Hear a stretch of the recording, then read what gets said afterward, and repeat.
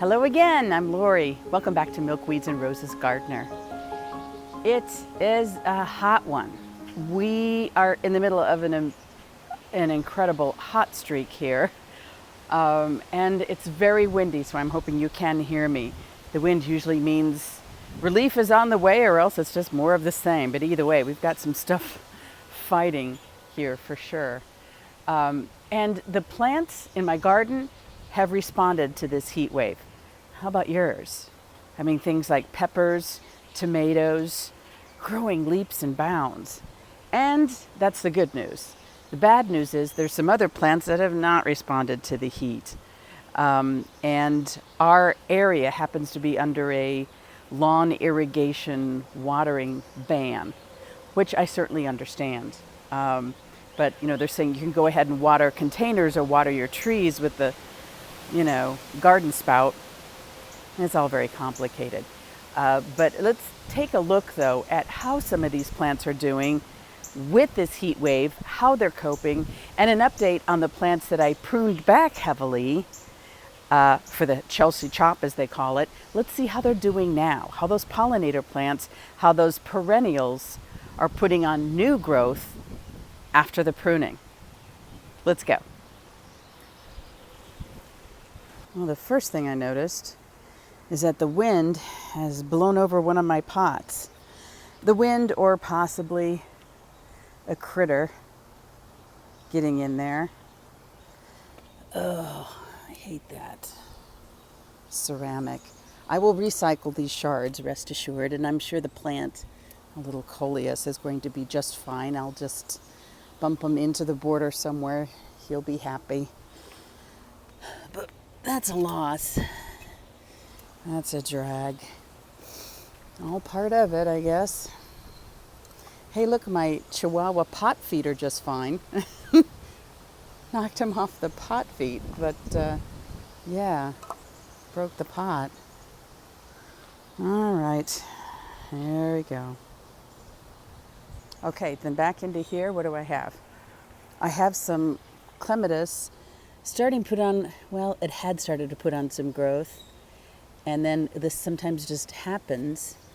Either it was broken at the base, or sometimes you just get dieback. It'll come back, it'll be fine. There's another stem up here. But sometimes that just happens with clematis. So that's why it's important to plant it deep, because if you get a dieback like that, the plant isn't overall dead. Okay. Now here is the trimmed back, mum, red dandy. Still alive, but I do see it has been munched by something. Probably not a slug, but probably some rabbit sampling.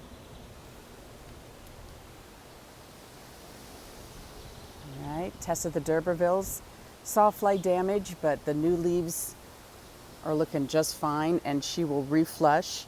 I've deadheaded it. She'll reflush at the end of the year. The Annabelle hydrangea starting to bloom, and the stems so far, even though they're heavy, are remaining upright. And a lot of that, I think, is just because it's grown through the willow arch. So much of the plant is through that, and it's remaining upright. The ones that weren't growing through the willow arch have done what the whole plant used to do, which is this sagging down on the ground. Doesn't look so bad right now, but when these turn brown, it does. And that's when I just trim them off. I need to trim my yew. Yes, I do. Okay. Other plants in here, my hollyhock, putting on some growth, which is all a good thing. So is my aster back here. Blue wood aster putting on some growth. It might not even bloom the first year, but it is going to be a perennial that continues. I'm allowing these seeds to ripen and spread. I would love to have this columbine continuing here in this area. More hollyhock. I do have some buds.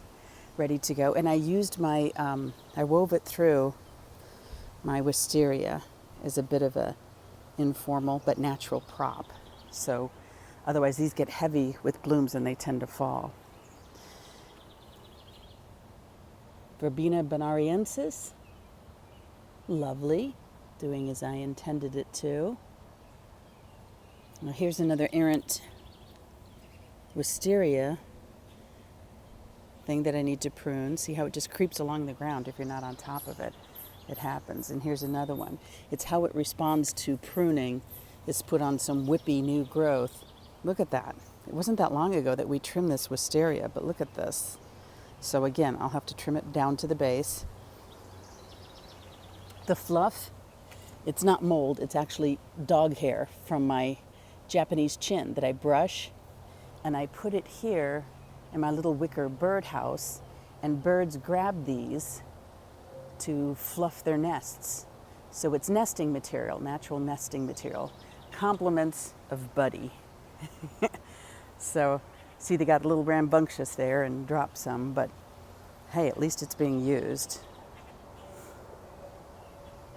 So I have my heritage rose, which has been deadheaded. These leaves look healthy. It doesn't seem to be bothered by sawfly, knock on wood. I did have a beneficial insect subscription that I hung there. Can't see it right there, but it is there. Here's one you can see. Same thing, I'm not noticing the sawfly here. Anything can change in a week, you know how that goes. But I do like to see that this is progressing and looking good. These are leftover hair clips, and I got some more from Amazon, just plastic. But they're easy to secure lighter weight vines into a climbing structure without damaging the stems. So I just keep these nearby.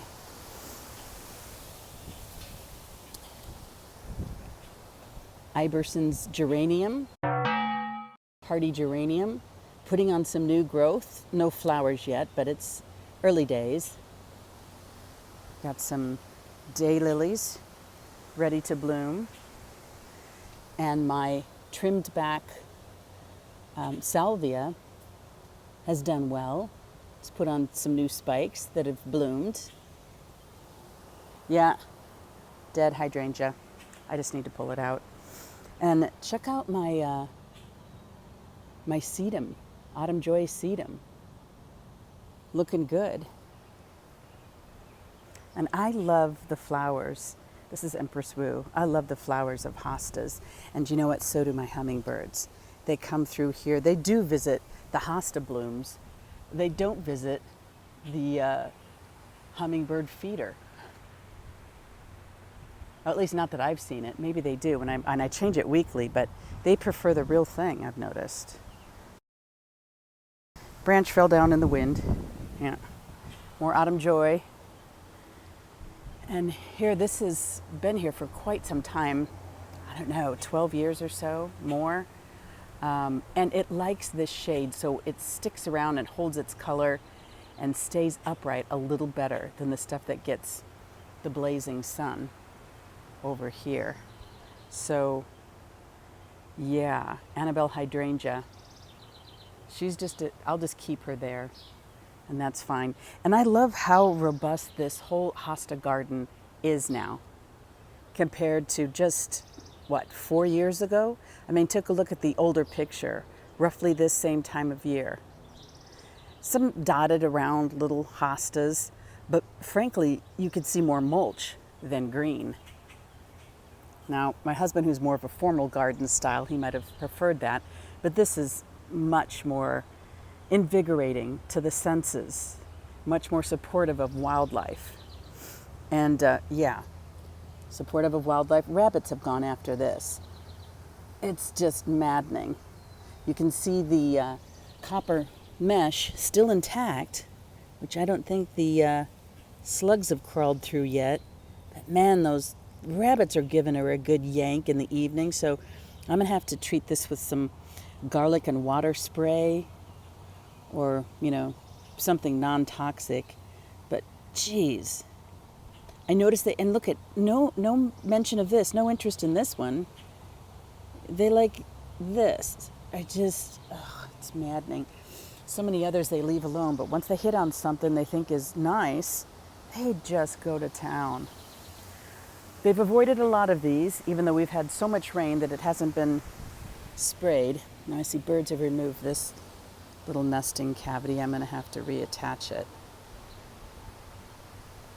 Have to get something. There we go. Yeah, maybe like that for now. Okay. But yeah, and the astrantia, that I am happy to say is largely myth. I heard that if you plant astrantia right next to your hostas, that it will naturally thwart slugs. Well, it didn't. I still love the look, and I want more astrantia, but it's no rabbit. It's no, rabbits don't bother it, but it's no slug repellent. So it's a pretty look, but don't count on it to repel slugs.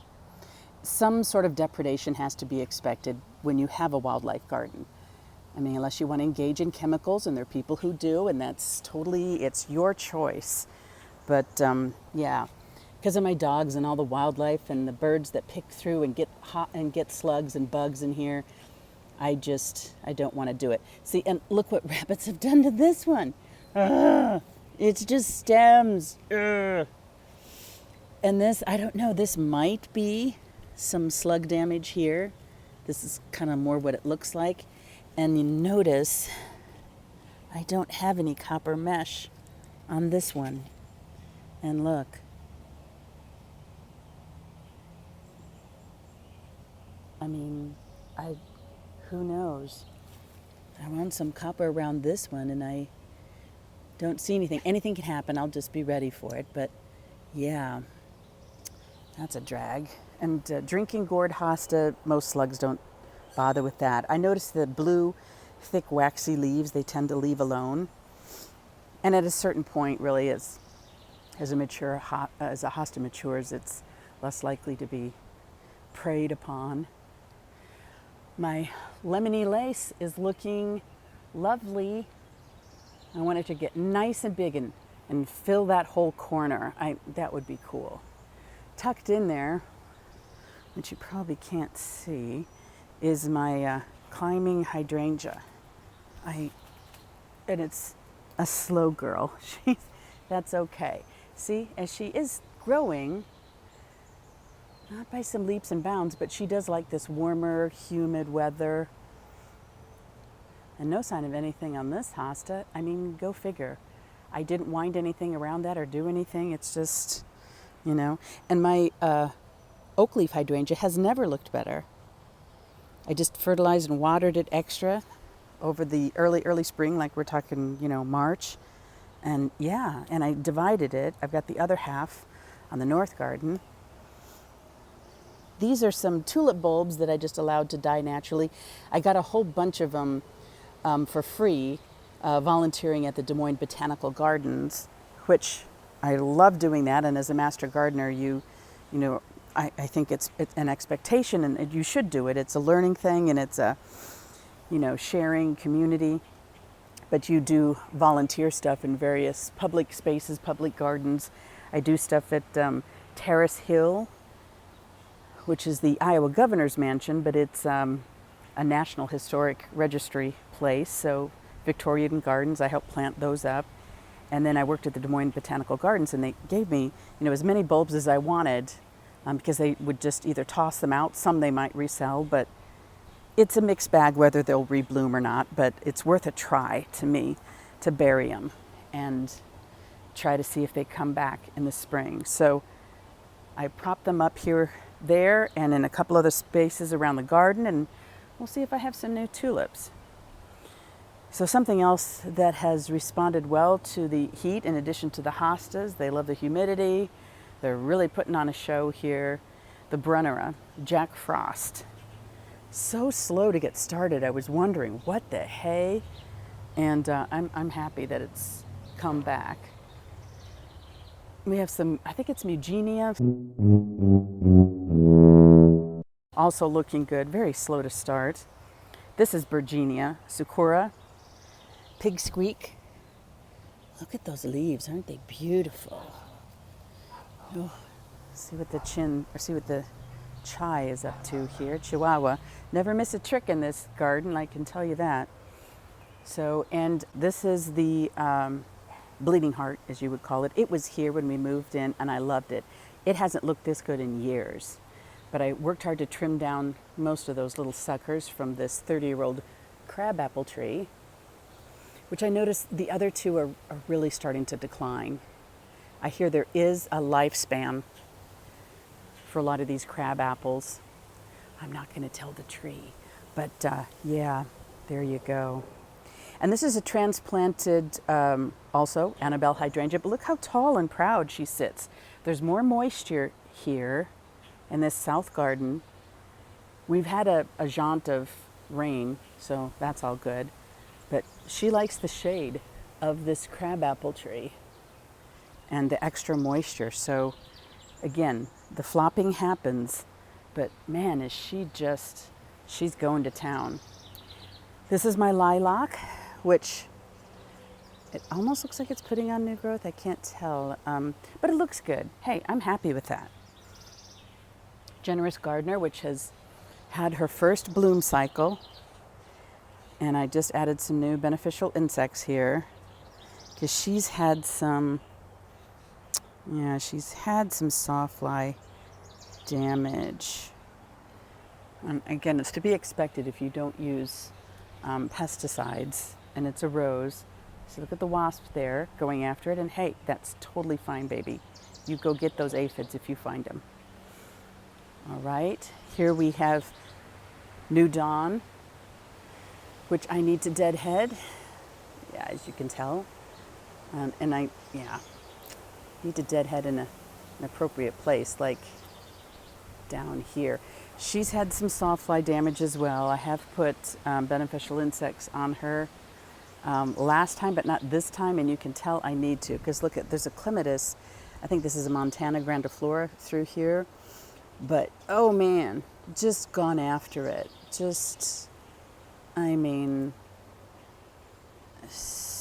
Totally bites. It's on the top that's done that, so that is a drag. And look at this, a seedling of my rose. I believe that's what it is. So, yeah, I'm gonna double check. Oh, hello, did you need something? Did you want something? When he comes over and wants to be up, he comes and paws at my foot. Come here, bud. All right. Something scary over there. All right. And there's the Chihuahua. But yeah, the Annabelles are looking good so far that are being held up by the wicker. My sweet autumn clematis has also responded to the heat. I mean, what a beast. It's, it happens. Okay, you gonna come with me there, bud? See what we've got going on? Okay. My Stelladoro daylilies. Beautiful for a day. Added some more beneficial insects, so following up on that one still is looking good. My phlox has grown like a foot since the last time I made a video. No blooms yet, but it likes this heat and the rain that we've had. So yeah, really going for it. Yeah. And John Warren clematis has gone over now. Still, I trimmed off most of the seeds, but I did keep a couple because they're just really distinct. And now here is the salvia that I cut down quite a bit, and it is reflushed. See these new flowers? And there's my sedum. My milkweed blooming.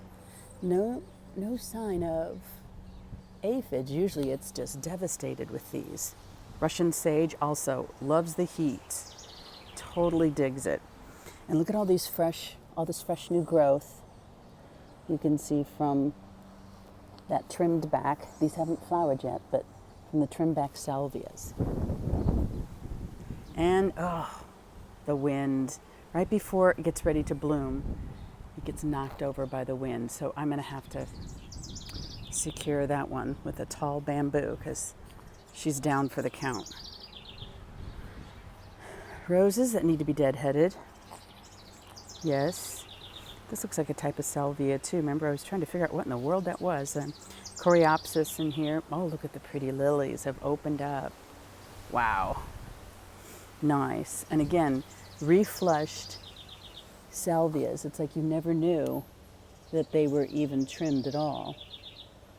And some different allium getting ready to bloom here. Dahlias, yeah. I nipped this top out to get more branching, and she has responded, so that's good. Are you helping me, honey? You stay close. All right, I've got some more deadheading to do here, and some deadheading for my baptisia, putting on seeds.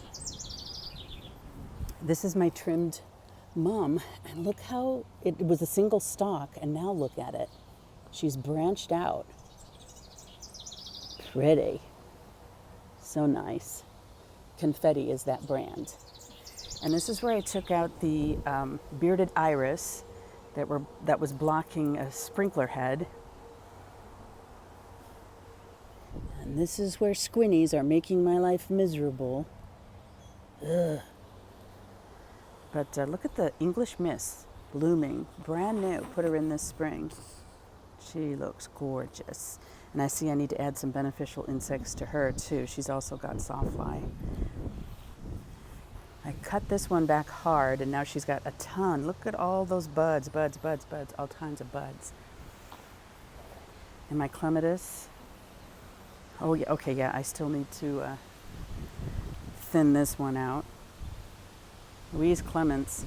No worse, I guess, but there you go. Quicksilver.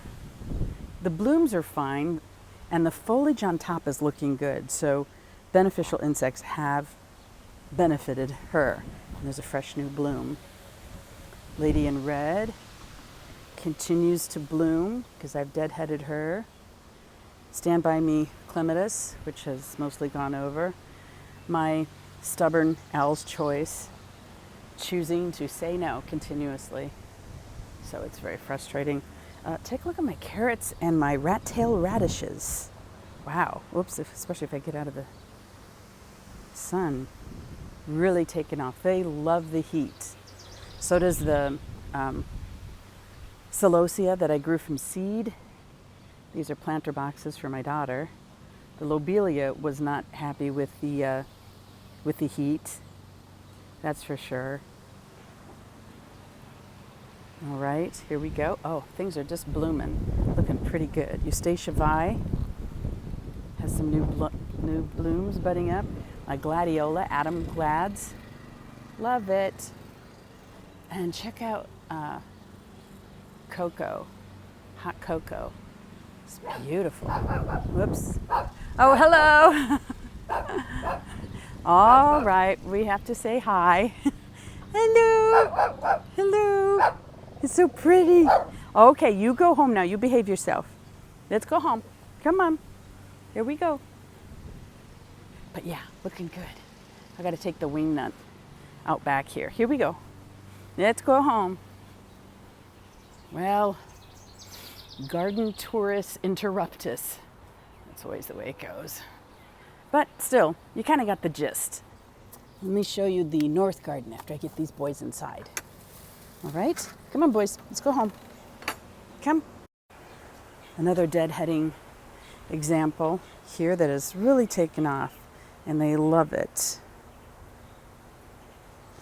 So I have a peony blue anemone in here, which is doing well, along with just some annual salvias, which are nice. But yeah, check it out. I'm loving it. Lady of the Mist, ready for her first bloom. Sawflies found her. Sawflies have found these. I mean, it was bound to happen. Dang it. But yeah, Carefree Wonder looks gorgeous. Stems aren't as sturdy, but it gets this more of a cascading sort of bloom. My spirea, which I left in place, I do like it, even if it's a little bit scraggly, but I need to trim that down now that it's done blooming. All right, geraniums, mess to clean up. Geraniums, love the heat. My tomato, going to town. This is an indeterminate dwarf tomato. The dahlias, finally starting to bloom. It could use a little more interest in this pot than just the dahlias, because that's a lot, but not a lot of foliage diversity. Parlor palm, that's probably where I like to group things together. Looking good. It loves this. It's summer vacation outdoors. These are little plants I've started from seed. I believe they were just Chinese delphiniums. I'll have to look up the tag, but yeah, I really like it. My jade, another summer vacation, which has put on a good couple inches just being outside. My strawberries, in the strawberry pot, I haven't seen much of, but frankly, I think the birds have. So, yeah. When you see this too, you can deadhead and save the seeds. I set them aside. So again, more of the same. This is my herb pot, which I've taken some cuttings of. And yes, dahlias, more dahlias. Keep those deadheaded, people, and they'll keep blooming. This is how you can tell that this one has bloomed. See how it's cone shaped? So I need to trim that down to here versus the ones that haven't bloomed are round like a button. So this one needs to be deadheaded. Mrs. Robert Bryden, 2 of them wound around this trellis. They've grown 2 feet in the last week and a half. I swear not. I mean, it's insane. And I see some little buds at the end. You see some little buds at the end? And I'll show you when she blooms. I have some Shasta daisies back there. A single dahlia in that pot along with a couple other things. That looks like the dahlia is blooming. I love the clematis that is blooming back here. And Prince William, I believe, is this one. That's the first time I remember it blooming. Now this year I've staked it up on a chicken wire at the back fence so it could climb instead of flop, and I think it's able to get more sunlight on the part that needs it. So yeah, looking good. Some errant blooms here and there from Major Wheeler. And Joe Pyeweed is like 10 feet tall into the tree up there. I had to put a little wire around the whole plant just to keep it upright. Otherwise they'd fall over too. But yeah, kind of nice. It's all good. I've got some daylilies ready to bloom back there. And another spirea that I've also kept in place. The one in the rose bed is pink. This one is white. But as soon as it's done blooming, then I'll trim it back. Some lamium. You have over here something else that has really responded to the heat and the being outside in the rainfall is my lime tree. Oh man, these smell awesome. This is the 2nd year I've had her, the first that she has put on blooms. She was really a sickly little thing when I bought her, so yeah. Oh, there's some birds doing their second nesting in this, so I'll move along. She's kind of cussing at me. Wild Fred, my tomato, looking good. Putting on some flowers that will fruit. So this is a tomato trial, an heirloom tomato. And I have an errant morning glory up here, which I don't mind. On the shadier side, it doesn't tend to get too crazy. Check out, I believe this is blue light hosta, blue light clematis. Oh, isn't she gorgeous? Gorgeous. And I have the Tangutica, which has mostly gone over. That's with those fluffy seed heads. But the rest, she's not as robust as last year. But, you know, I think a lot of it is because there was some needle casting of the evergreen trees at a neighbor's on the other side of the fence. And the needles were blown over here. And I think it's acidified, enough of it, that it's acidified the soil. And I don't think she really likes that as much. More deadheading needed here. It's bloomed the whole spike except for the top. Yeah, Gertrude Jekyll finished her bloom. Cacti, love this hot, dry area. The hosta, not so much. And yes, I still have the big invader. So the aphids are gone and the ladybugs are gone. And so what I need to do, now see how there's more flower buds down the stem? But what I'm going to do is just cut her down probably next week, because it can spread seeds at the same time it's still blooming on top. And I really, as this is like a 4-foot tall plant, it's an Iowa native, and I mean the pollinators love it, but it would take over the whole garden in the space of maybe 2 years, and so I don't really have space for that. Phylloxera has gone over, seeds are forming. There's more down in here. Astilbe is blooming, it's gorgeous. Astronoma clematis, growing but not blooming yet. Yeah, so that happens. Oh, look at it, I've got a coneflower thinking about blooming. Oh, some more deadheading.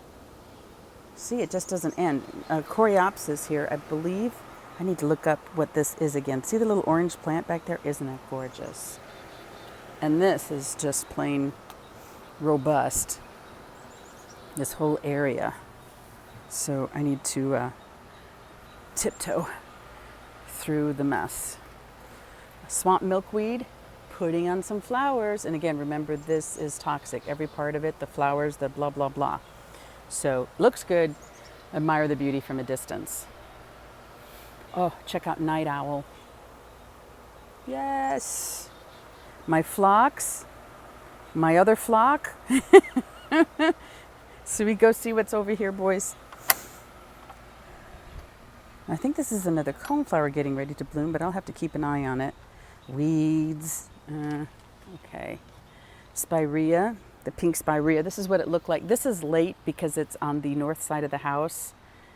Oh, all the weeds that are as big as Buddy now. I need to pull those. But I love this whole thing. And it just gets better as the heat in the summer goes on. But in early summer, isn't it beautiful, Gabe? Yes, it is. So I have Stelladoro transplanted daylilies here. Cookies and cream hibiscus. Another Astilbe, which is still putting on some growth. But check out all the blooms of the hostas that are getting ready to go for it. There's an Astilbe, love the pop of color. And this will have tall red plumes as well, these plants. And check out that one. Finally, hibiscus, always late to the party, but really knows how to dress the part for attention. I have some dianthus bloom in there. So I try to get this color consensus here, the pink of the hibiscus, the pink Astilbe. There's like a color theme waving through there. The rose was sort of a non sequitur, honestly. Henry Kelsey. Some pieweed taken off up there. And I have 7 sunflower and an unhinged gate. I did add the bug hotel here, that little bee thing that's sparkly is my addition. Got to personalize it somehow. And some of the others, just helenium. There's some more hostas around the corner, but I like this lush look, because this was nothing but mud before. We tried for years to grow grass, and it's just too damp, and frankly, most of the time too shady. This time of year, you get some sun, morning sun anyway, but yeah, not enough to grow some good grass. So I'm like, why are we trying? Let's try something else. Hostas love it moist. And they love, mostly shady, especially here closer to the house. So yeah, I'm just happy with how this is taking off. And every week is a new update. Got some milkweed blooming in there, the tall white tufts. That looks good. So yeah, I'm pleased with it so far. Well, that's it for this episode of the Milkweeds and Roses Gardener. I hope that you get outside to your garden and take time to enjoy the beauty. It is so worth it. Even if it's super hot or if it's raining, just a moment outside to appreciate all of your hard work. Take the time. And I look forward to seeing you soon.